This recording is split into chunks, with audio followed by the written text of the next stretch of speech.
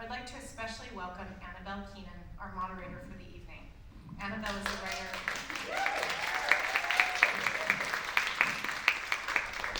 She told me that she was back in town and was bringing a few friends. It's great to see you all here. Annabel's our amazing moderator for the evening. She's a writer specializing, as it sounds you all know, in contemporary art and sustainability, issues she covers for the Art newspaper, the Brooklyn Rail, and Culture magazine, and many others. We're so thrilled to have her as part of the MoCA impetus around environmental change. Her writing has introduced her to groups and individuals working towards a more sustainable industry, and she's particularly interested in celebrating the art workers and artists, raising awareness and making widespread changes. With that, I'm going to hand it over to you, Annabel, and thank you so much. I'm looking forward to tonight.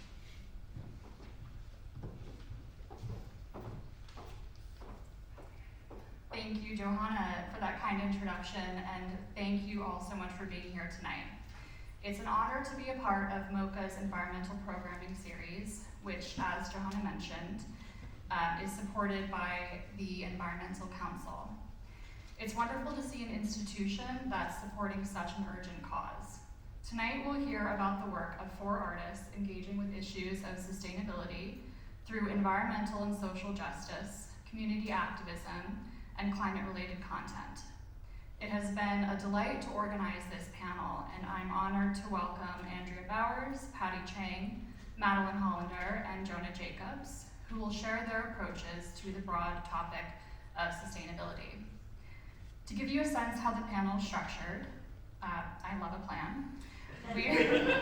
We will hear from each of the artists individually as they highlight specific projects and elements of their practice, which will take the form of presentations, some with images and videos. After all 4 artists have presented, I will moderate our conversation with questions that I will pose to the artists, and then they can, of course, ask each other questions. And then we can have some questions from the audience if you're interested. The panel will be recorded and posted on MoCA's website, so whoever's not able to attend tonight can view from home. As we all listen to the artists present and converse tonight, I hope you consider how different their approaches to this large topic truly are. The goal of the evening is to better understand the nuances of sustainability and how it manifests in different practices. As these projects, exhibitions, and initiatives continue over time, the hope is that sustainability will become second nature. I encourage you to further research the work of all the artists, and I hope that you're inspired to look at the materials and concerns of the world around us in a different light. With that, I'm excited to introduce our first panelist, Jonah Jacobs, a Cleveland-based artist who turns upcycled materials into complex and organic-appearing sculptures. Jonah's practice will introduce us to some of the ways in which artists are dedicated to reusing materials and are concerned with environmentally friendly practices. Jonah, welcome to the podium.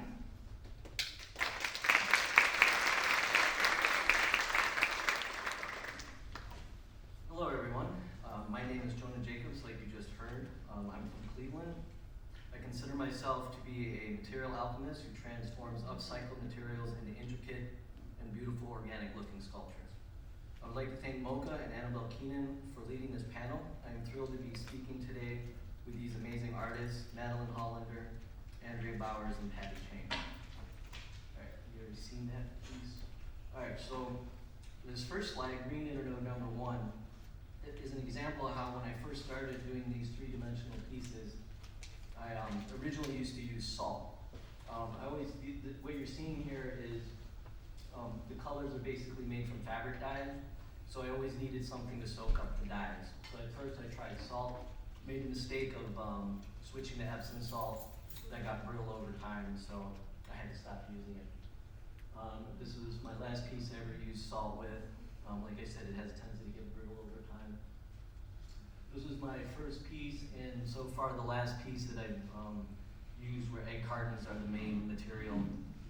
All those circles are egg cartons. This is one of my textile pieces. Here you can kind of see the close-up, a lot of fabrics, polyfill from pillows, stuff like that. So then, after the salt I realized wasn't working. It's been a lot of trial and error for me. I'm a self-taught artist, so I don't really have anybody to teach me these things. So So I actually switched over to oatmeal, so the overwhelming majority of my work is actually breaded with oatmeal.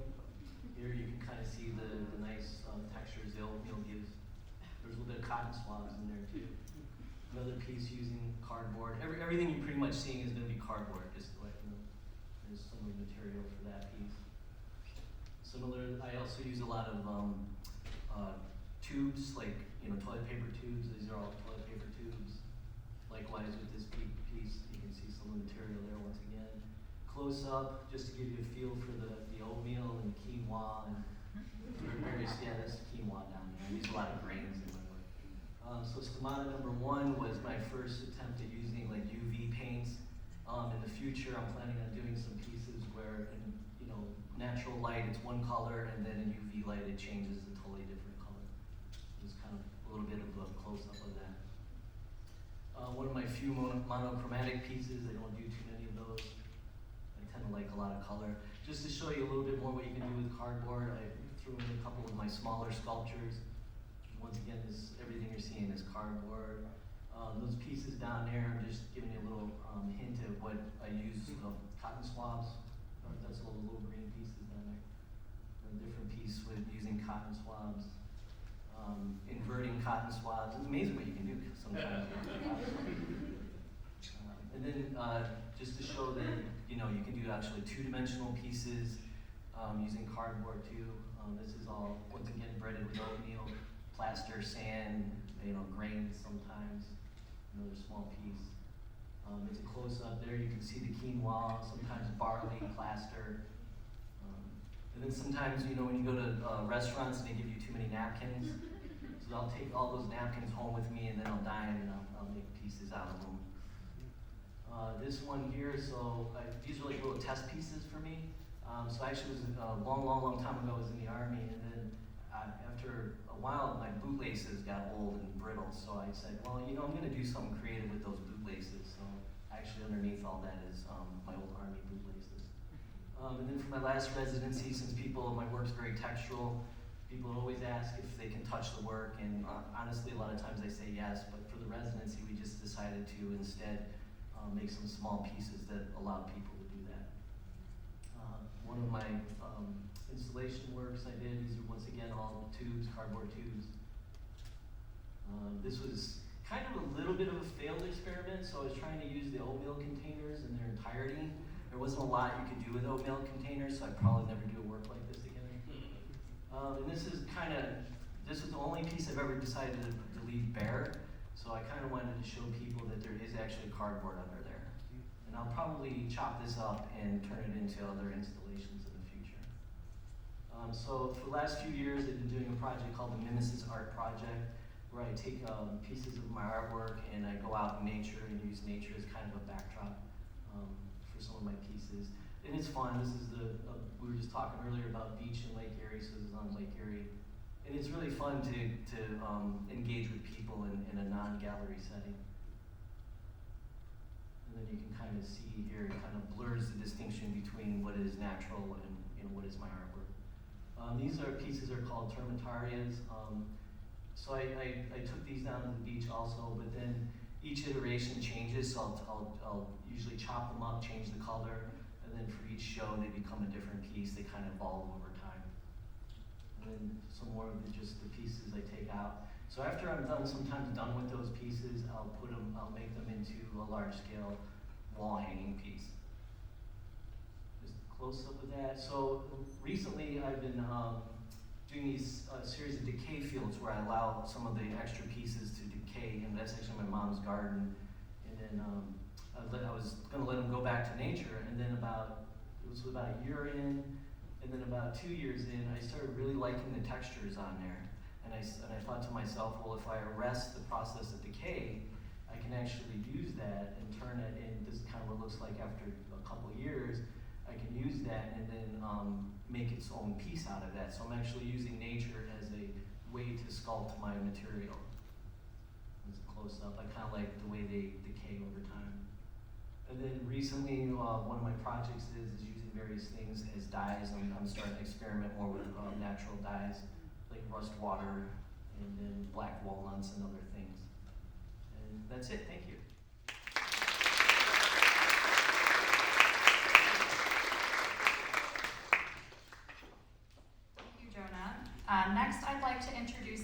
Hollander, a Los Angeles-based artist and choreographer who has had many solo shows, including at the Whitney in New York, and some of you may have seen her choreography work in the zombified Nutcracker sequence in Jordan Peele's 2019 film, Us. She also has a show opening at Deitch Gallery next Friday to inaugurate their second location in LA, so I encourage you all to check that out. Madeline explores group patterns and behaviors in response to environmental and social crises. She will share 3 bodies of work with us tonight. I'm delighted to welcome Madeline to the podium.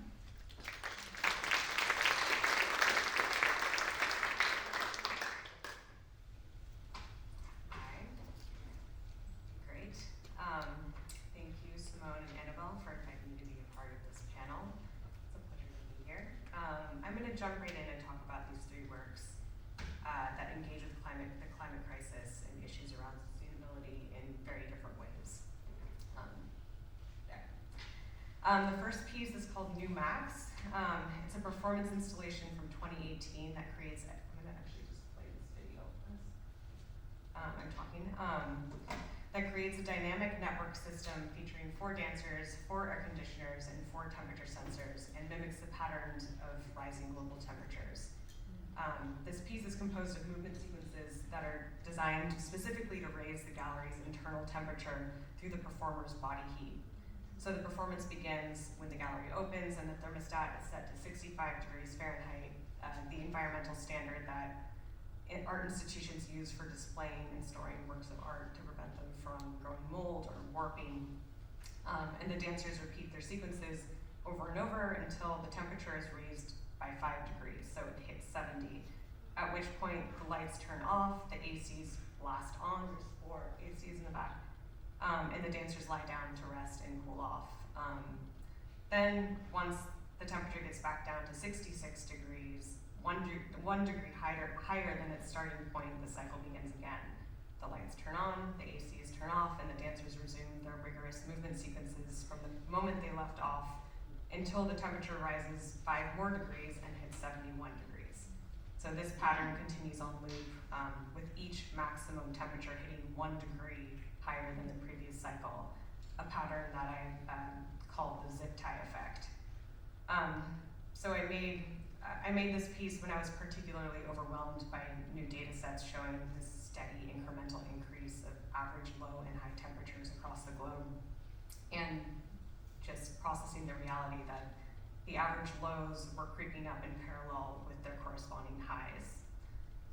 So one detail about this piece is the choreography was inspired by, it was kind of taken from all these different scales. So I was looking at warm-up routines that you would find if you typed in like 5-minute core warm-up on YouTube. I was looking at tropical storm patterns, frostbite prevention techniques, movement patterns of molecules undergoing fusion or microwave, windmills, and other energy harnessing technologies, and kind of Frankensteining them all to create new choreographic sequences that I would then map onto the human body. And this is what happened. So yeah, I don't know. Yeah, this is at this point we're seeing the pause. So they hit their max and they're waiting for the room to cool down. I'm gonna go to the next. Ouroboros G's is a site-specific performance I created for the 2019 Whitney Biennial that brings to attention the museum's precarious location at the very edge of the Hudson River in the age of climate crisis. So in making this piece, I kept thinking about how we can recalibrate our approach to crisis protocols, emergency procedures, and environmental catastrophe when it's become increasingly clear that these categorically once-in-a-lifetime events have become part of our everyday forecasts. For example, the once 100-year storm has officially been demoted to a 5-year storm, and it's only a matter of time before those storms normalize or become annual or even monthly events. So for this piece, there we go. For this piece, I collaborated with the Whitney facilities staff, art handlers, and dancers to choreograph the deployment and dismantling of the Whitney's flood mitigation system that circumnavigates the museum. It's a massive 16-foot steel and aluminum vapor-tight flood barrier wall that protects the building from significant flood damage and blocks any small boats or trucks that might float into its facade that would come from the West Side Highway or the Hudson.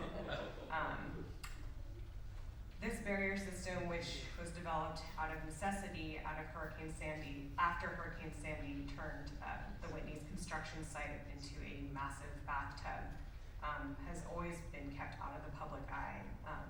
All the drills and deployments have only occurred at night or on days that the museum was closed. So this performance became its public debut. Since then, I've been told that the drills and annual deployment have actually become more streamlined because the choreographies and techniques that we developed together as a team for the performance actually proved to be more efficient and less backbreaking than the previous methods, which there was no instruction manual. It was pretty chaotic to watch the pieces go up without any rule book. And it set up a rhythmic order to the deployment process that had never been established. Let's see. So the last component, these are images of us hauling these 88-pound logs and installing the piece and taking it back down. This last component is a sculpture element, which I call the nose cone. It's these two segments of the barrier that are located at the southwest most corner of the Whitney. And these were installed and up for the duration of the exhibition period. And I chose this point because if the Hudson was to flood, this would be the first point of contact where the water would hit the site. I had hoped that they would want to keep this piece up indefinitely because they would already have two of the sections up and ready to go when they had to deploy the wall, but this request was denied. Final piece, her project, is Heads, Tails, and it's an installation that consists of hundreds of salvaged automobile headlights and taillights that were synced with the traffic signals at the nearest intersection closest to Bordelon Gallery in New York. So it was Walker and Broadway in Tribeca. So as the cars were driving down Walker Street and they would brake for the red light, the taillights in the gallery would illuminate in incremental and this video. There we go. They'd brake in these patterns that were modeled after behaviors of various types of New York City drivers. So I had 36 different personalities for this installation. For example, there was a lost driver, rush driver, someone who's tailgating, texting, a new driver, old driver. And they would turn off again when the light would change to green. And this would all happen in real time. So the headlights would actually perform on another cycle. Each day at sunset, the headlights would pop on their bright setting, and at sunrise, they reverted back to a fog light setting, mirroring the street traffic and the cars around the gallery in a nonstop 24/7 cycle. My original plan for this show was to choreograph the traffic outside the gallery and not produce anything inside, but quickly realized that traffic patterns were already choreographed by the Department of Transportation in New York City. And most traffic signals in New York City are dynamic. They're run by algorithms that take into account local weather, time of day, traffic statistics from previous years, bus routes, school zones, bridges, holidays, live collision reports, and these programs are updated continuously with live data that controls the flow of movement throughout the city. So I wanted to share this work because this was another approach to sustainability. Despite having multiple hundreds of lights on each wall, this installation uses just a fraction of the power that a normal gallery, like the fluorescent lighting that you'd see in a gallery, would draw over the course of an exhibition period. And aside from the hardware that we had to use for the computers, like the little Raspberry Pis and the cabling for that, the speaker wire, everything else was salvaged from junkyards. So the most time-consuming part of this production was retrofitting each light, where we had to open up each taillight and swap out every incandescent bulb with an LED and then find the appropriate recycling sites in LA for all of the scrap parts and all leftover material. So all of these pieces and my work in general strive to use as little new material power and produce as little waste as feasibly possible. And I found that these limitations have actually become an integral part, both conceptually and practically, when developing a new work of art or in my practice.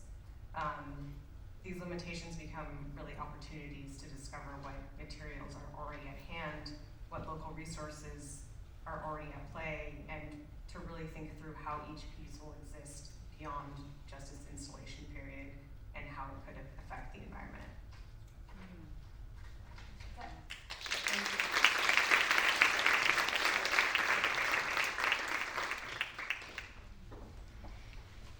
Thank you, Madeline, for setting the stage to really dive into the interdisciplinary nature of art and environmental issues. Next, we're going to hear from Patty Chang, who is also based in Los Angeles and uses performance, video, installation, and narrative forms to explore a range of topics, including identity, colonial legacies, and the environment. In the context of this panel, Patty will share how her work considers the intersection of art and science and the possibilities of collaboration to support ecological solutions and protection. Welcome, Patty.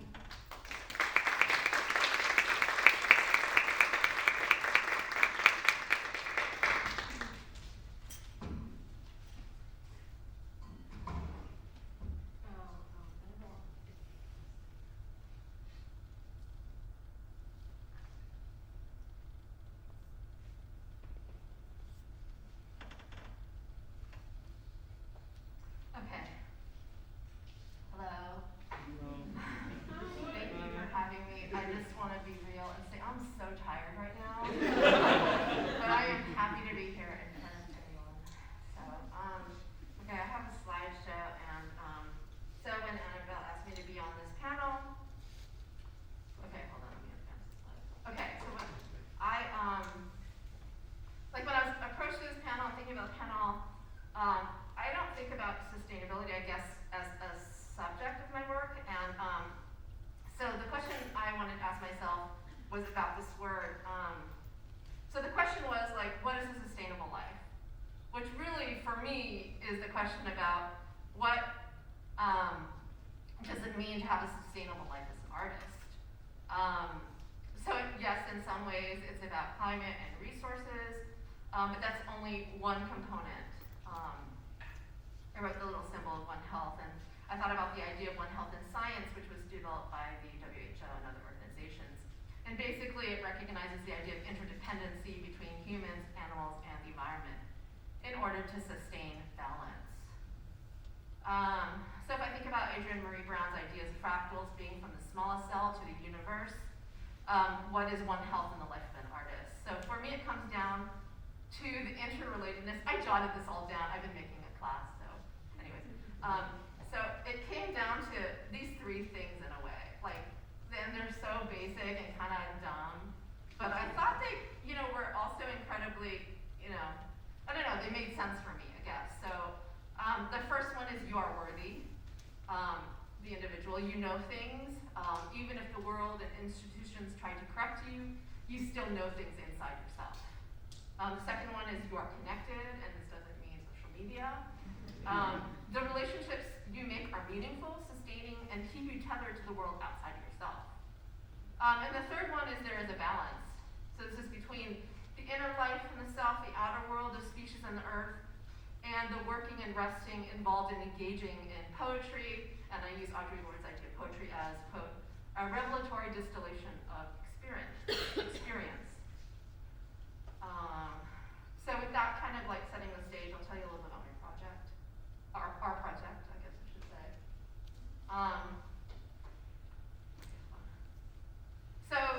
The project is called Learning Endings, and it's a collaboration between me, Astrid Neymanis, an ecofeminist writer based in Canada, and Alexia Neymanis, a wildlife pathologist based in Sweden, and yes, they are related.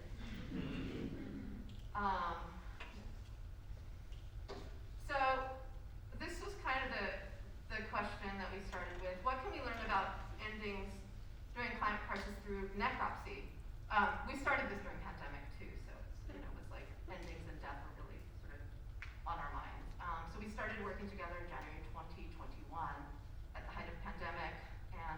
we asked ourselves this question, what can we learn about endings during climate crisis through necropsy? So necropsy is the act of dissecting animals after they die to find out why they died in order to help the living species continue their survival. Alexia, the scientist in Sweden, does necropsies on harbor porpoises in the Baltic Sea. She's based in Uppsala.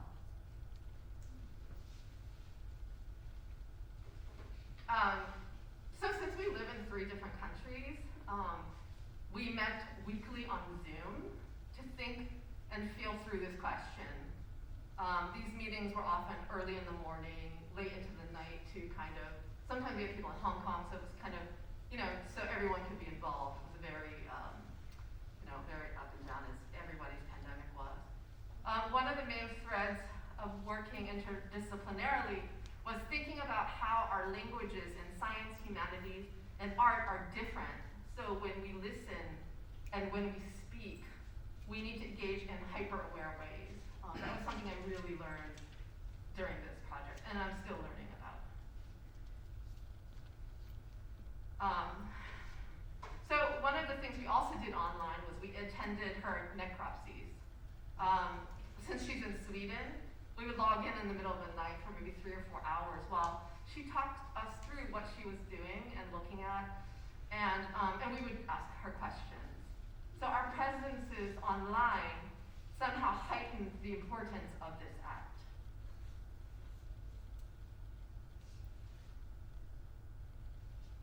When we were beginning the collaboration, I asked if she would be willing to add a ritual before she began each necropsy. I asked her to take a moment alone with the animal, to think about the animal, to touch the animal with her hand, and then to take a photo or video to hold a moment for others.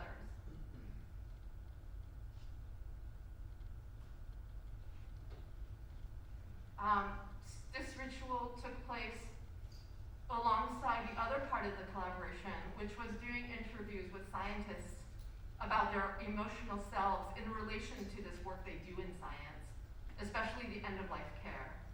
Because the question for us is what part of the scientists do they have to leave at home when they go to work in the lab to do the work that they do?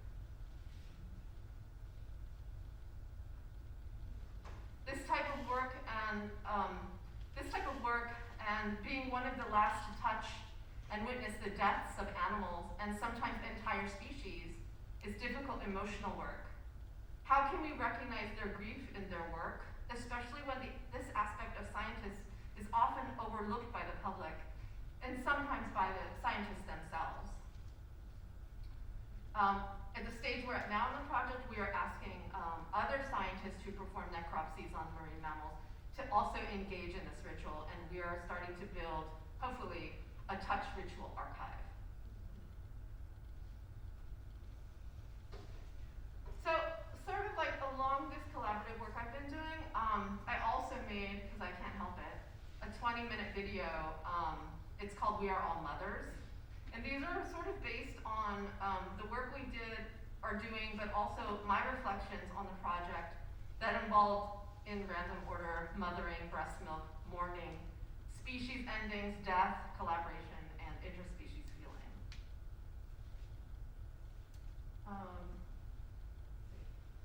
So the next slide should be a video. It's like a minute and a half of the video itself, so I hope it works. It has audio. What is a touch archive if touching is what destroys an archive? Where does the archive live?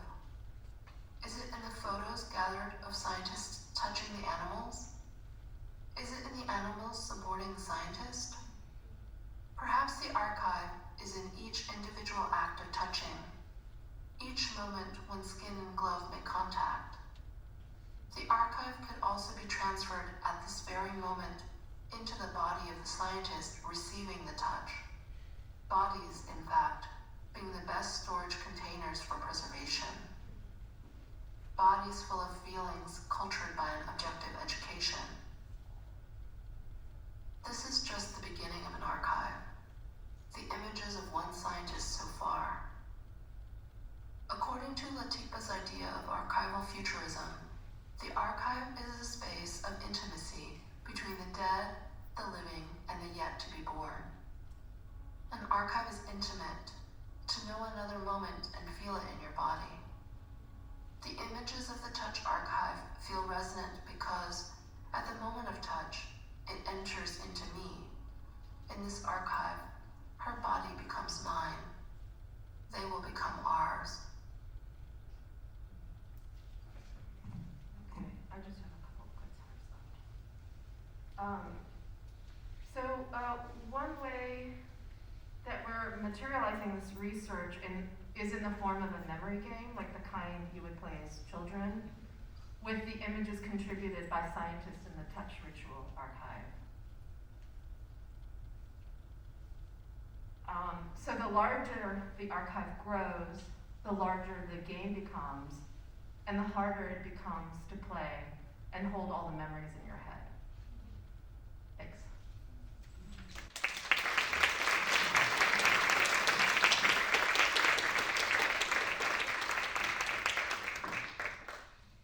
Thank you, Patty. Your work is a powerful reminder of how all of us are connected in the larger body of the environment. Along those lines, I would like to introduce our final panelist, another LA local, Andrea Bowers. She's an artist and activist whose multimedia practice includes drawing, video, and installation that amplifies and records the work of activists. Andrea currently has a major mid-career survey on view across town at the Hammer Museum. Andrea, the stage is yours.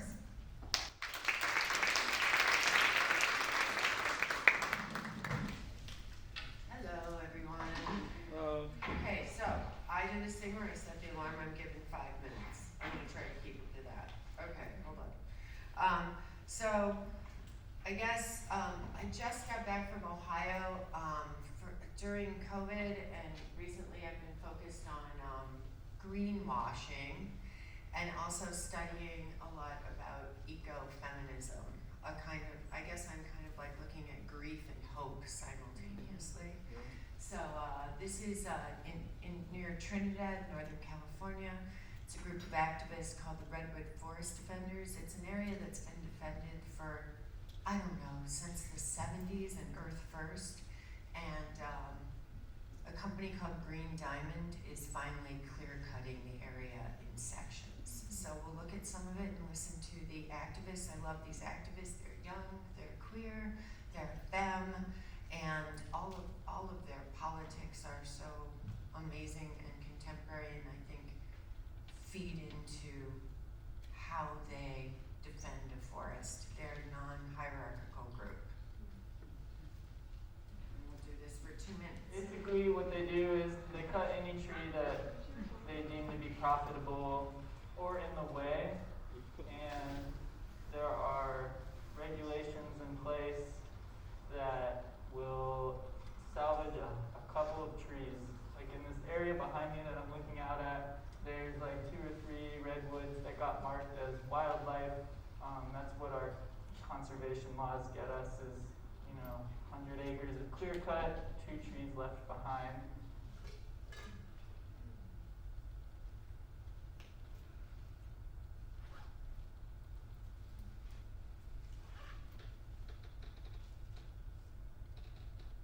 I love talking about greenwashing. It's so rampant and it's becoming more so, and I think it's really sinister and dangerous marketing strategy.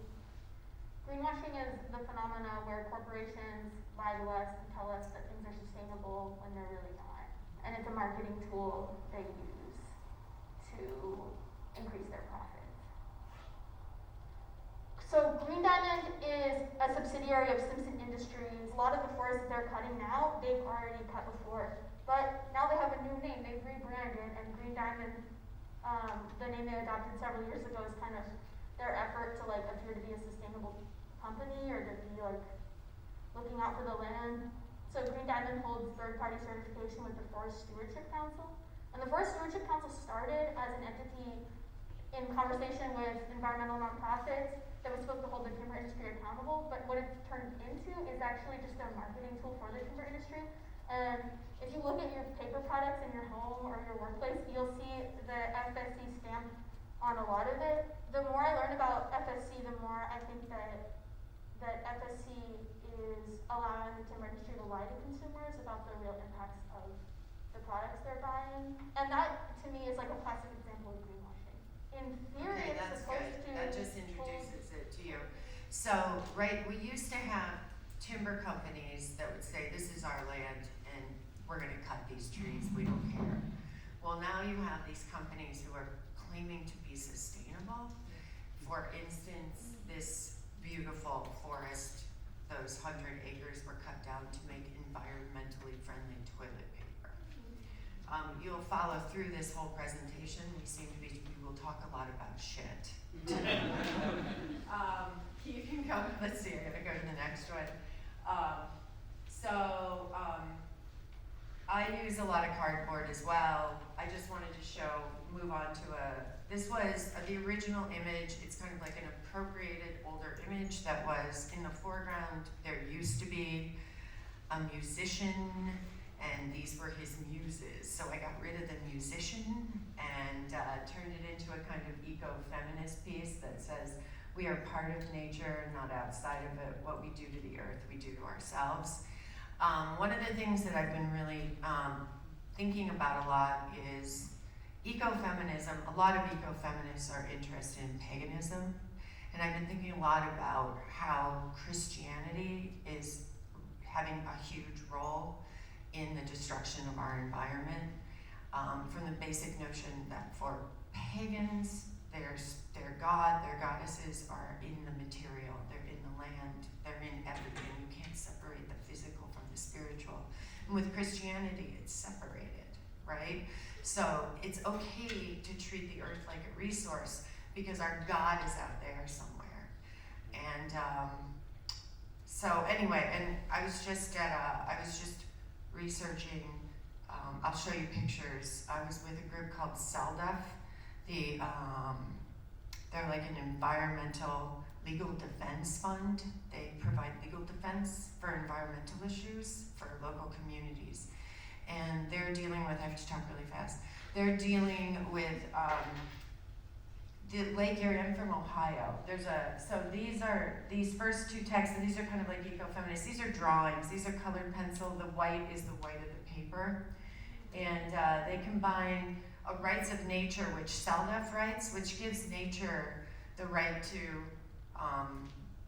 we can't use it as a resource. It gives it a legal status within our government and other governments throughout the world. And I think that rights of nature movement could really change things for us. So I took some of their legislation and put it with bodily autonomy manifestos. So this is a series I've started. This actually passed in Ecuador. This is Sister Song, an amazing group in the US here. So these are two European groups. That's a Rights of Nature from Wales, and this is the equal sexual and reproduction rights for all women in Europe. It's the second time it's been done. Anyway, so you can just look at some of these, go through them. So here is Lake Erie. This is really near the house I grew up in. I was there last week. This is a river, so it's an ecosystem in that there's tons of farmland. It looks really beautiful. It's corporate farmland now. They're growing crops. They're growing crops that no one eats. So I visited. This is a chicken farm. It's an egg-laying farm. There are 4 million chickens in those buildings. They produce a lot of chicken poop, and they don't know what to do with it, so they spray it on the fields all year round, and it dumps into the creeks, which people call cricks there, and then it rains a lot, and then it goes into the Maumee River, and then it goes out into Lake Erie, and Lake Erie is the shallowest of our Great Lakes. Fresh water is like gold these days, and then it overheats, There's so much manure in the water, it's the equivalent of daily dumping the sewage from Cleveland, Ohio and Michigan, one day's worth of sewage, combining those and dumping them into the lake every day from these corporate farms. They have vats of manure, like pools of manure. It's leaking. They have machines that spray the manure all over the fields. I went to a 7,500 milking facility. The cow, I never saw a cow. They are on concrete and they're in cages and they're fed through cages. And they're fed the corn that's corporately grown, and cattle should not eat corn. Cattle are supposed to eat hay and grass. It's so disturbing because it's so damn aesthetic, but it's really giant evil corporations poisoning us. And a lot of the farmers are forced by our government laws to go into this type of production. It's not their faults. I interviewed families who are devastated by the chemicals they're using. Their family members are sick, and they're worried about their water. They're only growing soybean and corn. You don't see any other fields. These are two of the women from SALDEF who are fighting. This is Sherry Fleming and Tish O'Donnell. And Tish is one of the people who's working on writing all of that legislation. She's an organizer. This is one of the machines that you have to invest in so that you can use all of these chemicals and grow, and plant these kinds of fields. But this family, these were the only cows. I interviewed this guy. He has 25 cows and he feeds them grass and they get to go outside. So these were the happy, wonderful cows. That was my only livestock that I saw the entire time I was there. So thank you all.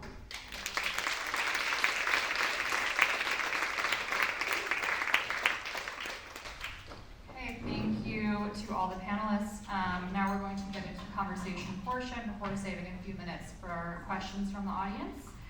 So I think we'll take one microphone and turn the lights on, please.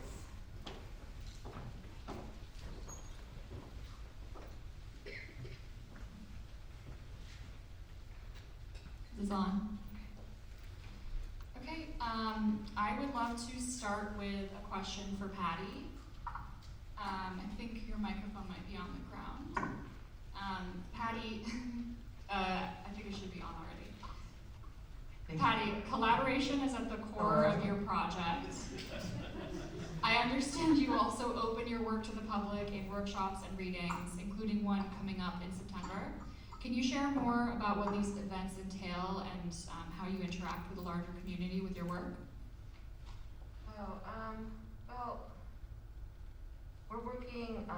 We've been doing part of the project. Not only the Touch Archive, which should be in the public eventually, but the time scale of scientists is much longer than the time scale of an artist. So,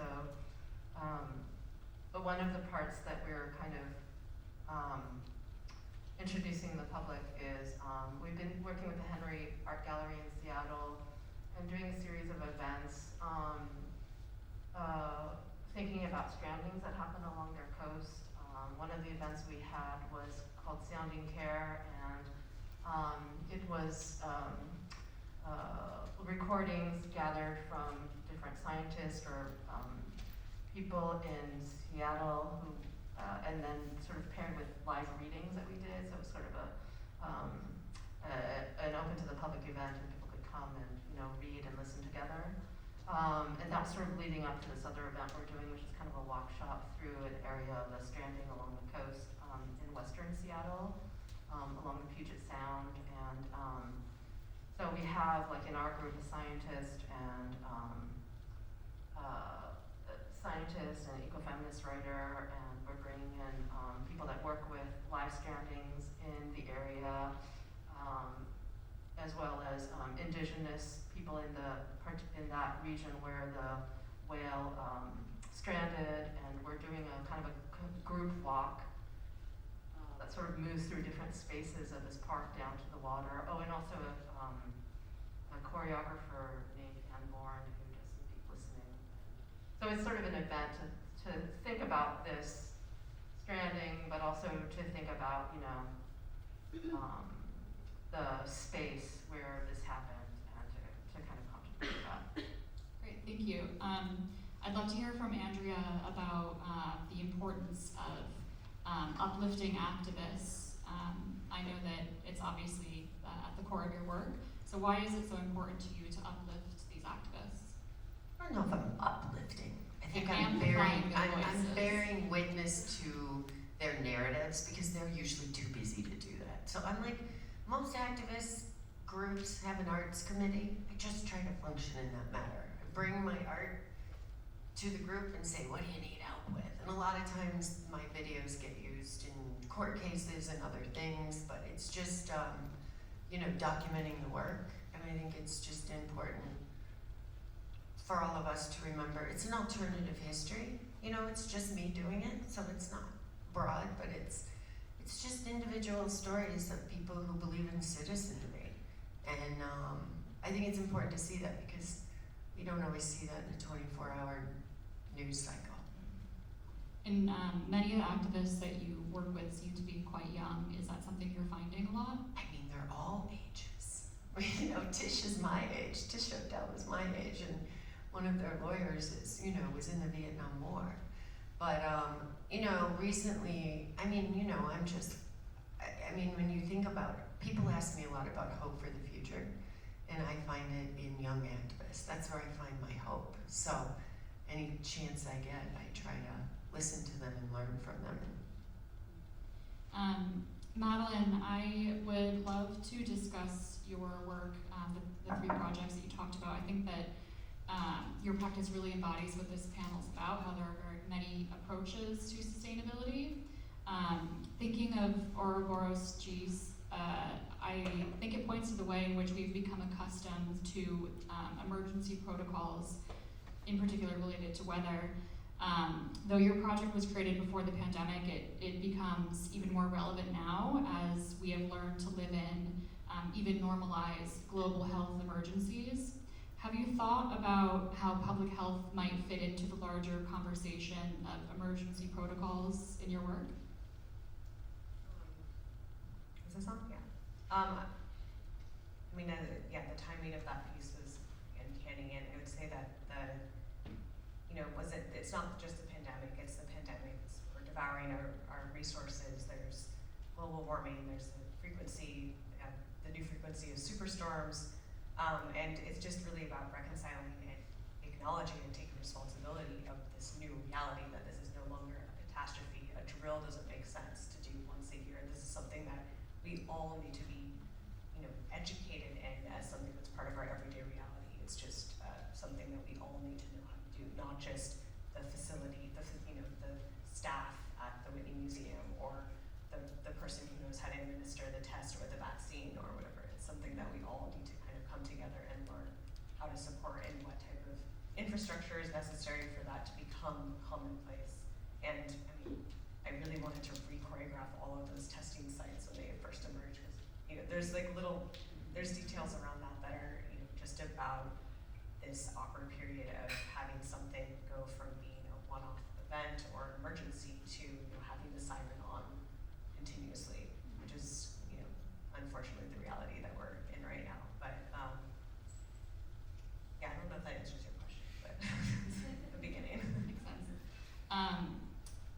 Getting to Jonah, I would love to talk about the topic of sustainable practices. There are many roadblocks facing artists and institutions in committing to sustainable practices. Sometimes this is part of a larger system that doesn't necessarily support what you're trying to do, like shipping. Sometimes you meaning the general art industry, we're not able to reuse things like crates or packing material. Your work directly engages with sustainability through upcycling, and is a celebration of natural forms and processes, including decay. When you and I spoke, you brought up the important topic that I would love to highlight, which is the fact that you sometimes have to balance your commitment to being environmentally friendly with the goal of obtaining specific results. You mentioned a couple materials that you didn't want to use, but there's no solution or no alternative. Can you elaborate on this? Yeah, sure. So pretty much one of the biggest problems for me is I don't usually have anybody to turn to. A lot of the stuff I've been doing is I've been experimenting for 15 years. It involves a huge amount of failure. So like one of the things that I'm trying to work on now is, unfortunately, my work I have to use polyacrylic. I don't know if anybody's ever used it. It's a chemical. It's horrible. It's bad for you. So I'm trying to find other ways to, because I have to keep all the oatmeal together on there, else it'll just flake off. So I've kind of, some people say, encaustic beeswax, but I have a feeling that might turn it kind of cloudy, and I don't want that. Varnish. What's the varnish that you get from bugs? Anybody know? I can't remember what it's called. I have a hard time remembering. But so I don't know if, they say that. I can't remember what it's called. But There's a varnish that comes from yeah, so there's a varnish that's like natural. It comes from bugs, but it supposedly turns yellow over time. Although I don't know if this is just marketing from the company's website. They say the new formula doesn't, but I don't know if I trust that. Also, I don't know how they get it from the bugs. So is the environment, is it being destroyed? Like the forest there where these bugs are that they use to make varnish. So data is always an issue, and I literally have nobody to ask on some of these questions. So if anybody out there knows, let me know after this. Can I ask you a question? I have this problem of shipping. Do you you make these amazing pieces, and then if you want to show them, I have shippers who say, I feel handcuffed, I'm can you recycle some of these crates? There's so many crates made and they won't recycle the wood. I don't know. Yeah, no, I hear that there's some shipping companies that are starting to do that. Honestly, I'm in the Midwest and I haven't had the luxury of showing outside of the Midwest, so I've driven all my work to shows. So I've never had to crate things, so I really can't answer that. Yeah, I think that's something that could come out of this, is just say all artists ask crating companies to recycle the wood. And I think if they hear it enough, they can start doing it. Well, my next question was the question you just answered, Andrea, because you had mentioned to me shipping and crating in particular can be very difficult. I do know there are some companies, there's a company, I think it's called Rockbox or Rockbox, that they make great innovative crates that are reusable. It's a really important conversation that I think we all need to have, and you're right, if we continue to have these conversations, changes will happen. Also making work on site. I'm trying to do that more too, Yeah. I'm still flying someplace, but I think it's better than all of this crating and materials and the costs, and I don't know, so that's another thing I'm considering.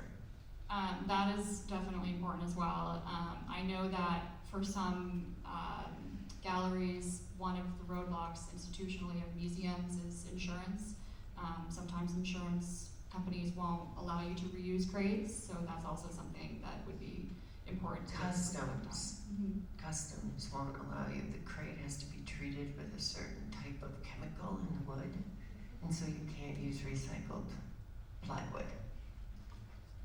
Well, for those of us who don't need to ship internationally, don't have to worry about customs. There are some organizations that have popped up to promote reuse of materials. One is called Barter, B-A-R-D-E-R, and they're basically Facebook marketplace for materials, so they post things for free if anyone wants to check that out. I guess I'll pose the same question to Patty and Madeline. Are there ways that you've been interested in making your practice more sustainable and that you've faced roadblocks or challenges trying to do so? Yeah, shipping is a huge issue, and it's really hard when things, for me, I try really hard to kind of plan as far in advance as possible so that you can figure out what is the slowest and how to ship something, freight on a slow moving ship as opposed to flying it in a plane, and just looking at all the options. So just really assessing that and making a point of discussing that with whatever institution you're working with, or the curator, or the gallery, beginning that conversation before anything begins, and you don't end up in this last minute situation where you have to all of a sudden have it go, ship it to 5 different places before it gets to where you are at, which has happened, and it's really frustrating, especially when the material itself is made of all salvage, goods, and then all of a sudden it's like, it ends up kind of canceling itself out. But I do feel like, and then the same goes for deinstalling. It's like when you do deinstalling a show and there's pedestals and there's all these extra things that were built and walls were built, it's like all that just goes to the trash. So before anything ever happens, it's really to kind of look, into the future of the show. Like how does that deinstall happen? How quickly does it need to come down? Where is all that material going? And right now I'm just trying to have those conversations with everyone as I'm learning where these things need to go and how to do it more sustainably, because it's really hard when you're focusing on the work. It's really hard to also kind of manage, how to minimize all of that as well. I guess as someone who started in performance, and my props were like cantaloupes and an old bra from the Goodwill, I try not to make objects unless I have to. And I guess, I don't know, I think like since before the pandemic, I tried not to go do any installs anymore, and I did everything on Zoom. I started using Zoom at this university job I had, and I was like, oh great, let's just Zoom it. And I did my installs that way, so I didn't have to fly to China or South Carolina or whatever. And so I do think about that a lot, especially after moving to LA, about, all my climate anxiety that I have here. And so I try to shed anything that I can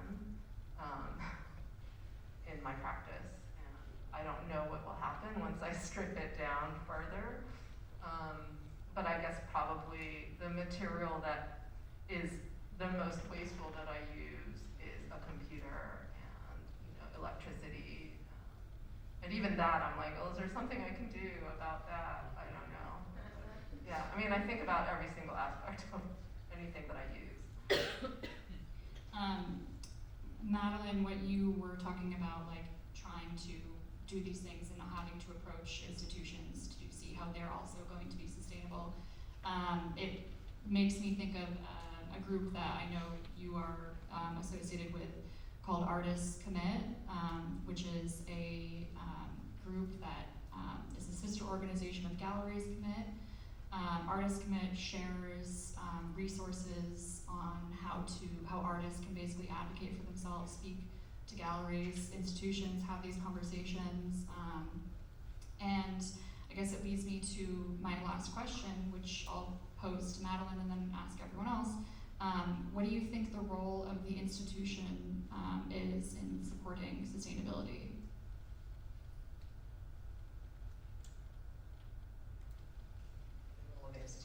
Yeah, like an institution, like your gallery, a museum. Someone else can go first if I can just put you on the spot. That's a big question. I think that's being discovered right now, and I think what's so great about the Galleries Commit and the Artists Commit is we're having these dialogues with galleries, with institutions, or meeting. There's weekly meetings. There's this incredible resource of like a database of different shipping companies that are, it's like what type of this. There might be some material that would congeal with the oatmeal listed on this website. It's an incredible resource, and it's in its beginning phases. And so, for me, similarly, I'm coming from a performance background, so the majority of my work is just going to a place and working with local people that I audition and work with, and I'm usually involved in the site. It's extremely site specific, so I'm trying to just be very proactive when I'm working with materials, but that's a new thing for me, or bulky, heavy materials. I do think that institutions need to kind of incorporate these protocols into every single contract that they make,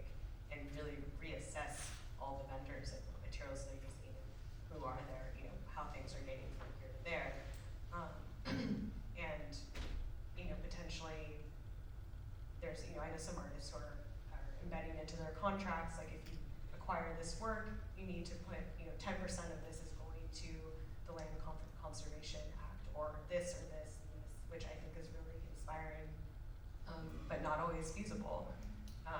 So yeah, I'm not sure there's a solution. I think it's just this ongoing dialogue that hopefully will continue to build momentum. Maybe we can hear from Jonah. If I'd be interested to know, you're the only artist up here who's not from LA, so I'm curious if you have anything to speak to. Yeah, well, first of all, I mean, talks like this are really important. The youth out there, like you were saying, is really important, and I see so much hunger for this kind of artwork. I'm definitely not one of the first ones who've used upcycled materials. Some of my favorite artists, like Alana Sui and Shakai Booker, they've been doing it for a lot longer than I have. But I think it's important that there's the hunger out there, so getting the word out. But I'm going to be honest, like in Cleveland, where I live, I don't know if anybody outside of me, maybe a handful of other people, know about Galleries Commit and Artists Commit. I only found out about it during the pandemic a couple of years ago. So I think it's going to take a while to filter down to places like Cleveland. So I'm so grateful for MoCA for doing this, because it goes online and then it gets the word out there. So hopefully just having all these people involved in it will get it out to the Midwest and other institutions. Maybe we can make time for a few questions from the audience, if anyone has any. Christian. I was wondering, as an artist, as you make your way up the art career ladder, if you guys ever have reservations about clients or collectors or institutions, like how do you navigate that world? Do you want them to name names, or?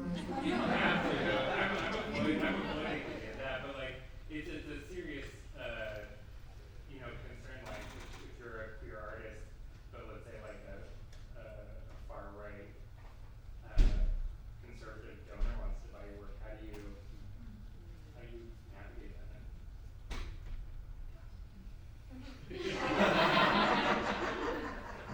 They all I have this problem all the time. Honestly, I have this problem all the time. I mean, but because of the content of my work, those people usually don't want my work. So that helps a lot.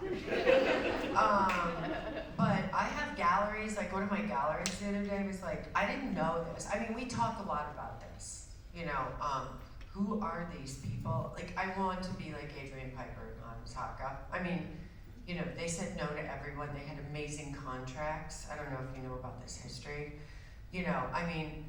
I need to be better at it, but still, like, it's like it's a process of education, and some of my galleries say no, which is hard because, you need money to live, but like saying no is really important. But it's also really hard because, Greenberg said the art world, artists are attached to the bourgeois by a golden invisible umbilical cord. It's like maybe the only correct thing he ever said. But I think that's like really true. And it's still this system, like this system is really the wealthiest people in the world are the only ones who can afford what we make. So usually the money is problematic. But there are also amazing people out there who collect, who are doing good work. So it's really about doing your research and know who they are, and I am not 100% excellent at it all the time. I try. But it's another level of something you have to think about as an artist, and hopefully your galleries are on board. My galleries, I can't even believe they show my work. So they have to pretty much be on board because it's not easy.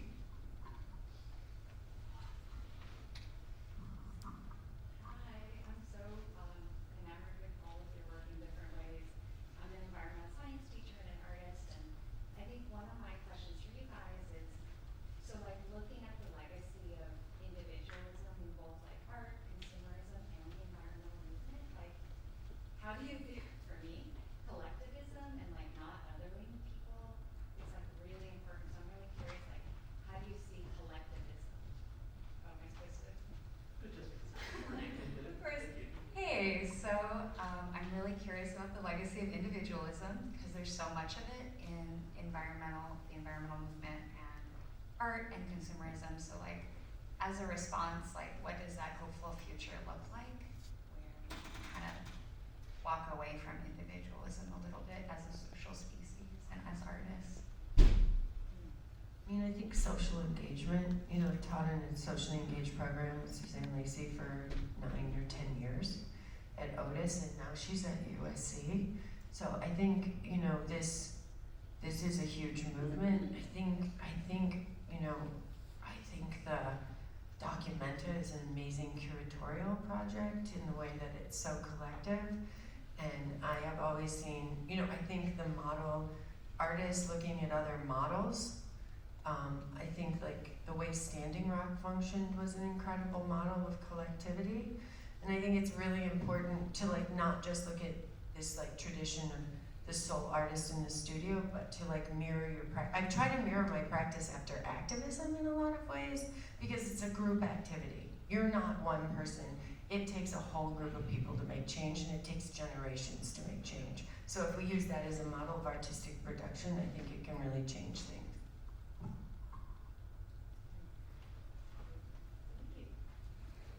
Is that what you were asking? Well, I just like to hear other people talk about these things that You're really smart. That was a really good question.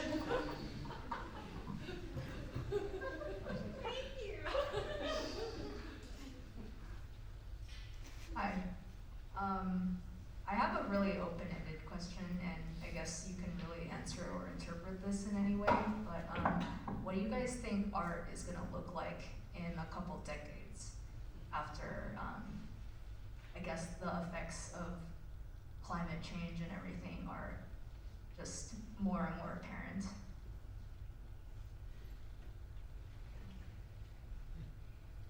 Yeah, I have no idea. That's a good question. It's hard to know what anything's going to look like in 20, 30 years. You know, it seems like for me, it's actually getting harder to do art. So I hope that's not a trend. I hope, like, even where I live in Cleveland, I feel like it's hard, like the entry level, you know, I've done 80 some shows in and around Cleveland, and I feel like after 15 years of doing this in my own hometown, it's actually getting harder because a lot of the entry level galleries have left. And there was a great DIY scene 15 years ago, and it's kind of gone. So I'm really nervous that art might continue to be more and more for people with means.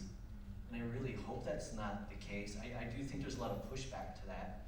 And I think there are people, like we were talking about collectivism a little bit amongst artists who are trying to find ways to navigate. It's really expensive, a lot of times to do art. And I'll be honest with you, I don't even have a studio right now because I kind of lost it during the pandemic, and it's getting really expensive to even, a Midwest city for me to find a good studio space. So I don't know. I'm hopeful, but there's also signs that make me nervous. Any other questions? We have time for one more. Down in the front.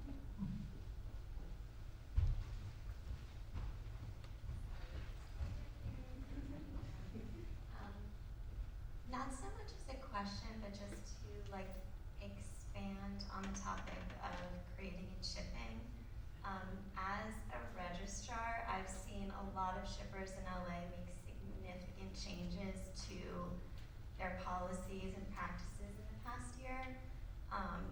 And I'm definitely going to sound like a spokesperson right now, but if you're interested in learning about any alternatives, I'm a member of Gallery Climate Coalition Los Angeles, and we have different resources to offer on that subject on our website. For example, there's not only Roadblocks in the UK, there's Turtlebox here in the US, Masterpiece International rents them. Atelier 4 does retrofit crates now, they'll recycle crates. Gander and White donates unused crates to a local high school's wood shop. From where I am in the art world, I feel like shippers are going in the right direction. So, I don't know, a glimmer of hope, maybe. Thank you. I think that's a really good point, and I think it would be a great point to end on, which is I hope you all take the time to look up a couple of the things that we've talked about today, because there are a lot of people working to make the industry more sustainable.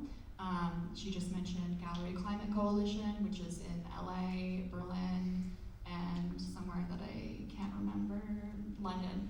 And then in New York, there's Galleries Commit, there's Artists Commit. There are a lot of people working to improve this. So there is a glimmer of hope. Thank you for introducing hope into the conversation, and thank you all for being here.